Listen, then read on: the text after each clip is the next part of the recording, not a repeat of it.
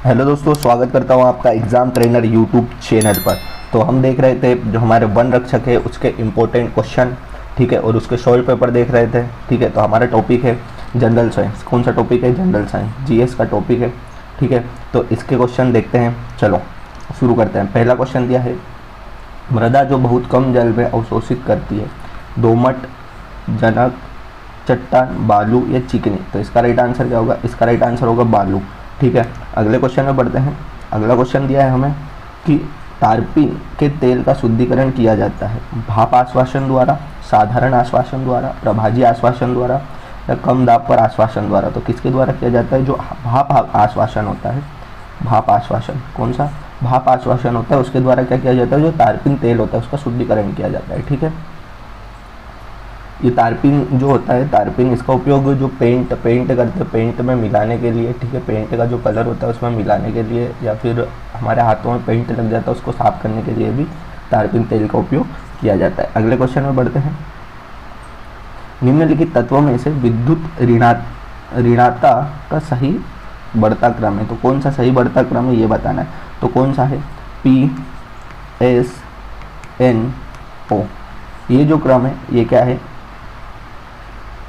सही बढ़ता क्रम है। अगले क्वेश्चन में बढ़ते हैं। चौथा क्वेश्चन दिया है हमें कि दो पिंड एक दूसरे के विरुद्ध रगड़े जाते हैं, इलेक्ट्रॉन खोए गए, इनमें से कोई नहीं इलेक्ट्रॉन प्राप्त करेंगे, या फिर एक खोएगा और दूसरा इलेक्ट्रॉन प्राप्त करेगा। तो क्या होगा? जब दो पिंडों को एक दूसरे के विरुद्ध रगड़ा जाता है तो क्या होता है कि एक जो होता है, जो एक पिंड रहेगा, ये क्या करेगा?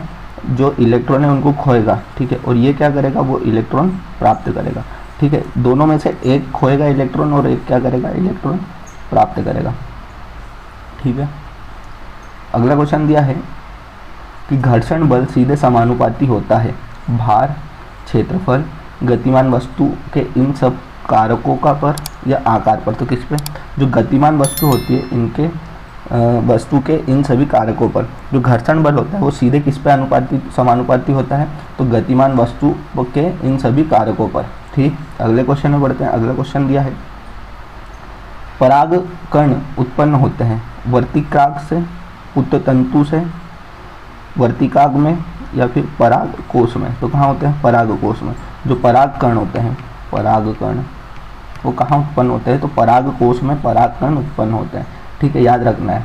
अगला क्वेश्चन दिया है सातवां, एक रेतीली जमीन पर बिखरी हुई लोहे की कीलों को एकत्रित करने में जो बल प्रयुक्त होता है वह क्या कहलाता है? चुंबकीय बल, इनमें से कोई नहीं, गुरुत्वीय बल या घर्षण बल। तो क्या कहलाता है? चुंबकीय बल, ठीक है। क्या कहलाता है? चुंबकीय बल, ठीक है। जब एक रेतीली जमीन पर बिखरी हुई लोहे की कीलों को एकत्रित करने के लिए जो बल प्रयुक्त होता है, ठीक है, एकत्रित करने के लिए बल कौन सा प्रयोग किया जाएगा? चुंबकीय बल, ठीक है। आसानी से उन्हें एकत्रित कर लिया जाएगा चुंबकीय बल के कारण। अगला दिया है, आज सूर्य अपने चरम शीर्ष पर होने के समय से अगले दिन पुनः चरम स्थिति पर होने के मध्य समय अंतराल का निर्धारण किया जाता है पृथ्वी का अपने अक्ष पर घूर्णन द्वारा, सूर्य के पृथ्वी के घूर्णन तथा परिक्रमा द्वारा, ये चारों ओर पृथ्वी की परिक्रमा या पृथ्वी की घूर्णन अक्ष के झुकाव के द्वारा। तो किसके द्वारा? पृथ्वी का अपने अक्ष पर घूर्णन द्वारा। कब किया जाता है निर्धारण? पृथ्वी के अक्ष पर घूर्णन द्वारा। अगला है, राइबोबीजियम का अच्छा उदाहरण है परजीवी, सहजीवी, इनमें से कोई नहीं, या कीटहारियों का। तो किसका है? सहजीवी का। जो राइबोबीजियम है वो किसका उदाहरण है? अच्छा उदाहरण है सहजीवी का। किसका है? सहजीवी, सहजीवी का अच्छा उदाहरण है, ठीक है। अगले क्वेश्चन में बढ़ते हैं। अगला क्वेश्चन दिया है, जीवन में वृद्धि तथा संतुलन बनाए रखने के लिए अनिवार्य अमीनो अम्ल की संख्या होती है 8, 4, 2, 1। तो कितनी होती है? 8, ठीक है। जीवन में वृद्धि तथा संतुलन बनाए रखने के लिए अमीनो अम्ल की संख्या क्या होगी? 8, ठीक। अगला है, बोगेनविलिया परिवर्धित होता है लेयरिंग, कटिंग, इनमें से कोई नहीं, या ग्राफ्टिंग। तो किसमें होता है? कटिंग में, ठीक है। किसमें होता है? कटिंग में। किसमें परिवर्धित होता है? कटिंग में। अगला क्वेश्चन है, प्रबलता ध्वनि कोण खाली स्थान का मापक है, तारत्व बारीकपन या फिर अप्रियता, भारीपन या लंबाई, तो किसका है लंबाई का, किसका है लंबाई का, किसका मापक है लंबाई का। प्रबलता ध्वनि कोण लंबाई का मापक है।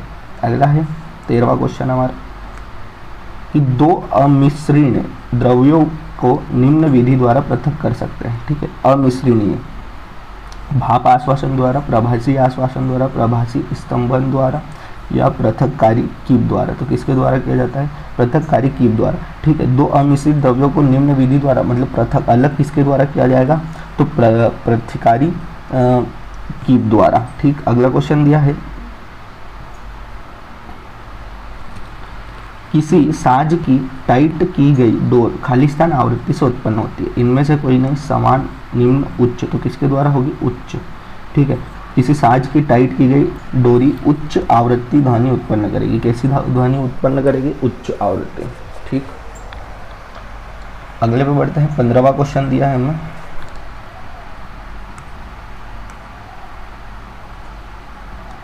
N3 में MN की संयोजकता HCl में Cl की संयोजकता की कितने गुना होती है, 3 गुना, 4 गुना, 5 गुना या 2 गुना। तो कितनी गुना होती है 3 गुना। ठीक है, जो N3 होता है NH3 होता है उसमें N, ठीक है, और HCl में Cl की संयोजकता से कितनी, N की संयोजकता Cl की संयोजकता से कितने गुना होती है 3 गुना होती है। ठीक है, अगले में बढ़ते हैं।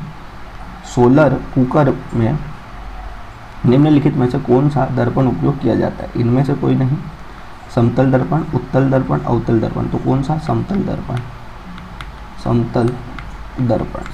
समतल दर्पण होता है वो क्या सोलर कुकर में उपयोग किया जाता है। ठीक, अगले में बढ़ते हैं। अगला दिया 17वां क्वेश्चन लाइकेन शैवाल तथा खालिस्तान से मिलकर बने होते हैं, कवक, जीवाणु, मॉसेस, प्रोटोजोआ। तो किससे मिलकर बने होते हैं कवक से।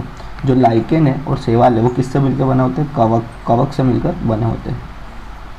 ठीक, 18वां क्वेश्चन दिया है सूर्य की पराबैंगनी किरणों में से निम्नलिखित में से किसके द्वारा बचाव होता है, SO2, ओजोन, ऑक्सीजन या फिर CO2। तो किसके द्वारा होता है ओजोन के द्वारा। ठीक है, जो पराबैंगनी किरणें हैं उससे बचाव किसके द्वारा होता है ओजोन परत के द्वारा। अगला क्वेश्चन दिया है 19वां क्वेश्चन है एक प्रकाश किरण दर्पण की सतह से टकराकर आगे बढ़ती है, इसे कहते हैं, इनमें से कोई नहीं, अभिलंब, परिवर्तित किरण, अपरिवर्तित किरण। तो क्या कहेंगे परिवर्तित किरण कहेंगे। ठीक है, अगले क्वेश्चन में बढ़ते हैं। 20वां क्वेश्चन हल्के पदार्थ जो अपशिष्ट जल उपचार के दौरान तैरते हैं, जैव गैस, कीचड़, नाली, मेल। तो क्या होता है मेल, क्या बोलेंगे उसे मेल। इसी के साथ हमारे क्या होते हैं जीएस के क्वेश्चन समाप्त होते हैं। ठीक है दोस्तों, तो अभी तक आपने वीडियो को लाइक नहीं किया तो वीडियो को लाइक कर दे और चैनल को सब्सक्राइब नहीं किया है तो चैनल को भी सब्सक्राइब कर ले। ठीक है।